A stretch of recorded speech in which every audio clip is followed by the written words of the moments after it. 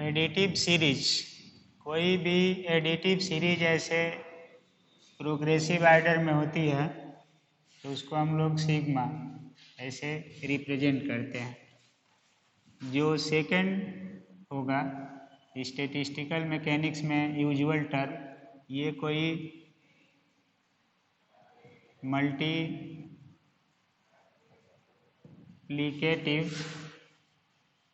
Series, अगर ये series ऐसे प्रोग्रेस में है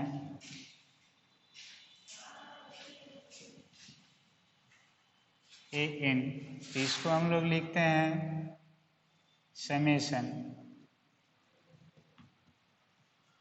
ये समेशन यूज करेंगे और इसकी वैल्यू इतना होगी। तो यहाँ पर वेयर एल्जेब्रिक सिग्मा जो होता है i = 1 से n, इसको कहते हैं हम लोग एडिटिव सिग्मा। और जो ये नोटेशन है i = 1 से n, यह के जहाँ तक ले जाए, तो इसको कहते हैं मल्टीप्लिकेटिव सिग्मा। Multiplicative sigma. अब यहाँ पर समेशन ये दिया जा रहा है एडिटिव सिग्मा मल्टीप्लिकेटिव सिग्मा। तो इसमें कब ये सिग्मा यूज होगा, कब ये सिग्मा यूज होगा, यहाँ पर अंडरस्टैंडिंग पॉइंट ली जाएगी। एक को मल्टीप्लिकेटिव सिग्मा कहते हैं और एक को एडिटिव सिग्मा। दोनों में क्या रिलेशन है, ये आगे जहाँ यूज होगा वहाँ हम लोग लेंगे कि यदि हमको ये सिग्मा पता है तो इसमें हम लोग इस सिग्मा के साथ कैसे रिलेशन लेंगे, दोनों आपस में रिलेट होंगे। तो ये जहाँ डेरिवेशन होगा, जहाँ ज़रूरत होगी, वहाँ दोनों का कन्वर्जन होगा, एक रूप से दूसरे रूप में कन्वर्ट कर लिया जाएगा। तो ये कन्वर्जन का तरीका होगा log। जैसे log m × n होगा तो उसको हम लोग लिख सकते हैं log m + log n। वैसे जहाँ ज़रूरत होगी वो रिलेशन हम यूज करेंगे, लेकिन एक नोटेशन है कि कैसे ये सिग्मा यूज होंगे। तो ये डिस्क्रीट सिग्मा है, एल्जेब्रिक सिग्मा है, एडिटिव सिग्मा है, और ये स्टैटिस्टिकल सिग्मा है, मल्टीप्लिकेटिव सिग्मा है, स्टैटिस्टिक्स में यूज होता है। तो इसको हम लोग डिस्क्रीट कहते हैं। इसी तरह कैलकुलस में आप लोग पढ़ते हैं समेशन, जो इंटीग्रेशन का साइन होता है वो सम को बताता है। इंटीग्रेशन का मीनिंग ही होता है सम। सिग्मा ये भी है ग्रीक वर्ड में, ये भी सिग्मा है, ये भी सिग्मा है। तो ये कंटिन्यूअस सम है, ये डिस्क्रीट सम है, ये मल्टीप्लिकेटिव है। तो ऐसे टर्म सिग्मा से रिलेटेड पढ़ते आए हैं, तो ये नोटेशन यूज होंगे। अब इसमें थर्ड पॉइंट होगा आपका, जैसे एक साइंटिस्ट थे जिनका नाम है स्टार्लिंग फार्मूला। तो स्टैटिस्टिकल मैकेनिक्स में ये यूज होता है बहुत। तो इसका डेरिवेशन अभी नहीं किया जा रहा है, इसका यूज करना है। एक्सप्रेस्ड एज, देखिए कोई फंक्शन है जैसे log फैक्टोरियल, log है ये फैक्टोरियल x, तो log फैक्टोरियल x, इसको हम लोग लिखते हैं फार्मूला के रूप में, आगे प्रूफ होगा x log x - x। तो अगर कोई टर्म फैक्टोरियल log x के रूप में होगा तो उसको हम लोग एक्सपेंड करेंगे x log x - x। Approximately ये वैल्यू यूज होती है। तो इसको कहा जाता है स्टैटिस्टिक्स में स्टारलिंग है, ये Stirling formula. Stirling approximate formula कहा जाता है। इसमें कुछ और टर्म आते हैं जो नेग्लिजिबल हो जाते हैं, तो ये फार्मूला हम लोग यूज करेंगे। जैसे मान लीजिए हमको log फैक्टोरियल 5 लिखना है तो इसको हम लोग ऐसे लिखेंगे 5 माइनस 5। तो जहाँ यूज करना होगा इसको हम लोग ले लेंगे। तो स्टार्लिंग फार्मूला होगा, ये यूजुअल टर्म है, स्टैटिस्टिकल मैकेनिक्स का इंट्रोडक्शन हम लोग लिए। तो उस इंट्रोडक्शन में बेसिक जो लैंग्वेज था वो क्या यूज हो रहा था, उसी के साथ साथ हम लोग लैंग्वेज और मैथमेटिक्स दोनों मिलाते हैं फिजिक्स में। तो मैथमेटिकल नोटेशन क्या होगा बेसिक, जिससे आप स्टैटिस्टिकल को समझेंगे, वो नोटेशन यही है।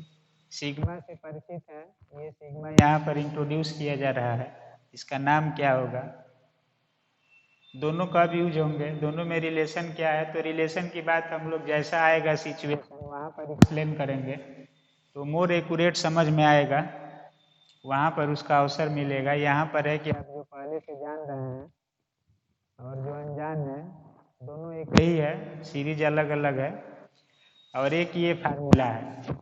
तो मैथमेटिक्स के नाम पर आप बेसिक रूप से स्टार्टिंग जो टर्म्स हैं इस रूप में देखेंगे इसका मीनिंग क्या होगा, और ये फार्मूला है। इस अगर इन सब का यूज कर लेते हैं और जो लैंग्वेज एक्सप्लेन किया गया इस लेक्चर में कि स्टैटिस्टिकल मैकेनिक्स को समझने के लिए कौन कौन से लैंग्वेज चाहिए, तो वो बताया गया।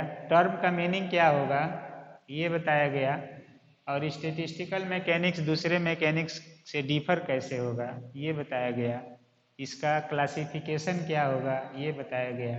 कौन से नोमेनक्लेचर इसमें पार्टिसिपेट करेंगे तो आप इसके सिस्टम को समझ आएंगे ये बताया गया।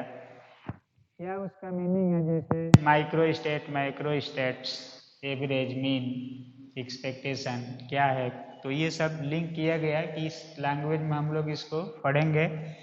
अब उसी के रिस्पेक्ट में हम लोग मैथमेटिक्स जो लेंगे वो ये टर्म है। एडिटिव सीरीज कोई अगर प्रोग्रेसिव आर्डर में है ऐसे तो आप इसको अरेंज करते हैं, यही अगर कंटिन्यूअस हो जाए तो इंटीग्रेशन ले लेते हैं। तो सबका मीनिंग होता है इंटीग्रेशन, समेशन, लिमिट उसमें भी होगा। जैसे आपका कंटिन्यूअस फंक्शन है तो लिमिट इसमें भी है, मान लीजिए ए से बी, तो ये इतना भी आप लिखते हैं कि आई इक्वल टू ए से बी, ए आई, ये मान लीजिए एक्स आई। तो बात यही है, इसमें डी एक्स ले लेते हैं तो इसमें एक्स आई ले लेंगे, इसको सॉल्व करेंगे तो एक्स होगा और ए बी होगा तो बी माइनस ए होगा। उसी तरह इसको सॉल्व करते हैं, उसी तरह ये सॉल्व होगा। तो ये सारी चीज़ें एक ही है, बस अलग अलग सिस्टम में नोटेशन लिया गया है और सबका अपना अपना रूल है, नियम है, उसी तरह इसका भी आएगा। तो ये स्टार्लिंग फार्मूला है, log factorial x equal to x log x minus x, तो ऐसा टर्म आएगा, उसको हम लोग सॉल्व करेंगे। तो इस लेक्चर में हम लोग डिस्कस किए स्टैटिस्टिकल मैकेनिक्स का ओरिजिन क्या है, कौन से टर्म इसके स्टार्टिंग होंगे, कैसे उसको आप दूसरे टर्म से लिंक करेंगे, ये बताया गया। इसके बाद दो तीन नोटेशन लिया गया मैथमेटिकली कि क्या होगा इसका नोटेशन और किस नोटेशन को क्या हम लोग कॉल करेंगे और क्या उनमें रिलेशन होगा, ये सब नोटेशन लिया गया इस लेक्चर में। तो स्टैटिस्टिकल मैकेनिक्स की स्टार्टिंग के लिए जो नोमेनक्लेचर था ये डिस्क्राइब किया गया। अब हम लोग अगला इसका जो ओरिजिन है प्रोबेबिलिटी के टर्म में स्टैटिस्टिकल मैकेनिक्स को हम लोग लेकर आगे बढ़ेंगे, स्टार्ट करेंगे। यही से एक क्लू मिलेगा कि प्रोबेबिलिटी का फार्मूला क्या होगा, कैसे मिलेगा। तो प्रोबेबिलिटी क्या है, थर्मोडायनेमिक प्रोबेबिलिटी क्या है, प्रोबेबिलिटी से रिलेटिव जो रूल हैं, जैसे बोल्ट्जमान एंट्रापी प्रोबेबिलिटी रिलेशन मिलेगा। तो एंट्रापी थर्मल क्वांटिटी है, प्रोबेबिलिटी मैथमेटिकल क्वांटिटी है, ये आपस में कैसे लिंक होंगी, कैसे सिस्टम को बनाएंगी, तो ये सब अगले लेक्चर में हम लोग कवर करेंगे। इस लेक्चर में स्टार्ट कर दिया गया स्टैटिस्टिकल मैकेनिक्स का ओरिजिन क्या है, कैसे क्लासिफाई है, किस में क्या पढ़ेंगे हम लोग, किसके एलिमेंट क्या होंगे, मैथमेटिकल नोटेशन कैसे लिया जाएगा, बाकी सब आप जानते हैं वही यूज होगा। यही एक दो नोटेशन जो था ये और ये फार्मूला, ये अब तक ग्रेजुएशन में नहीं पढ़ाया गया था, अब इसका यूज करना है हम लोगों को इस लेवल में। मैथ ग्रुप के स्टूडेंट के लिए जो स्टेटिस्टिक्स पढ़े होंगे मैथ ग्रुप के साथ, तो ये फार्मूला पढ़े होंगे, ये नोटेशन भी पढ़े होंगे क्या है, ये तो सब पढ़ते हैं। तो इस लेक्चर में इतना ही, बाकी शेष लेक्चर में हम लोग एक्सप्लेन करेंगे इसका अगला टॉपिक। तब तक के लिए ओके, थैंक यू।